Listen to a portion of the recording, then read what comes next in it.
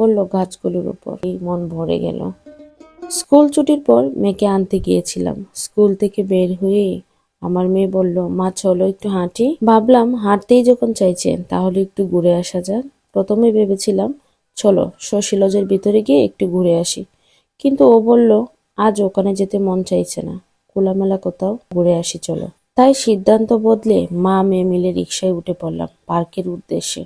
রিকশাটা যাচ্ছিল ময়মনসিংহ ল্যাবরেটরি উচ্চ বিদ্যালয়ের সামনে দিয়ে। পাশ দিয়ে টিচার ট্রেনিং কলেজ। পরিবেশটা ছিল ভীষণ সুন্দর, সকাল হাওয়া, লোকজনও খুব কম, চারপাশে একটা শান্ত নিরিবিলি অনুভূতি। তারপর হঠাৎ হঠাৎ আকাশে একটু রোদ উকি দিচ্ছিল, হালকা বাতাস বইছিল, মনটা একদম ভালো হয়ে গেল। এই যে চলে আসলাম, রিকশা থেকে নেমে পড়লাম জয়নাল আবেদিন পার্কে। আমার মেয়ে নিজের শীতের কাপড়টা তার হাতে নিয়ে নিল।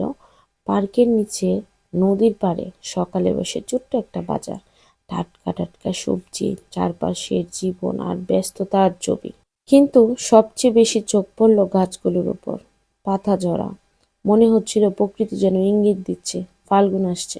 হালকা রোদ, ঠান্ডা বাতাস, ঝরে পড়া পাতা, অনুভূতিটা ভাষায় বোঝানো খুব কঠিন। হাঁটতে হাঁটতে বাপা পিঠা আর চিতই পিঠার গন্ধে মন আর পেট দুটোই টান দিচ্ছিল। শেষমেশ বাপা পিঠায় অর্ডার দিলাম।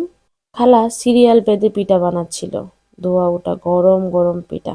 আমরাও সিরিয়ালে লেগে পড়লাম। সিরিয়াল বেঁধে বাপা পিঠা নিতে যেয়ে দেখতেছিলাম খালা কত নিখুঁত হাতে অনেক সুন্দর করে খেজুর গুড় নারিকেল দিয়ে বাবা পিঠা বানাচ্ছিল। অপেক্ষার পালা শেষ, এখন হচ্ছে আমাদের সিরিয়াল। আমার মেয়ে সকাল সকাল কত মজা করে বাবা পিঠা কাটছিল, ওর মুখটা দেখেই মন ভরে গেল। এরপর নদীর পাড় ধরে আবারও একটু হাঁটা। এবার মন চাইলো ঝাল কিছু, তাই মা মেয়ে মিলে বেলপুরি খেলাম। এরকম খোলামেলা পরিবেশে দাঁড়িয়ে বেলপুরি খাওয়ার মজাটাই কিন্তু আলাদা। পার্কে তখনও খুব বেশি লোক নেই, শান্ত পরিবেশ, হালকা রোদ আর মা মেয়ের গল্প আর হাসি। খাওয়া শেষে হাত ধরে একটু হাঁটা, কিছু ছবি তোলা, কিছু ভিডিও করা। সবচেয়ে ভালো লাগছিল গাছের ঝরা পাতাগুলা।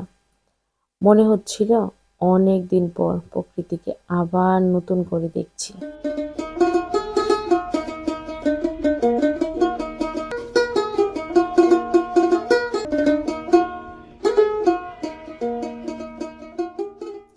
সবশেষে মা মেয়ে মিলে গল্প করতে করতে বাসার পথে রওনা দিলাম।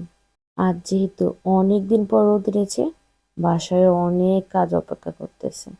বাসায় গিয়ে অনেক কাজ করতে হবে। আজকের মতো এখানেই শেষ। সবাই ভালো থাকবেন।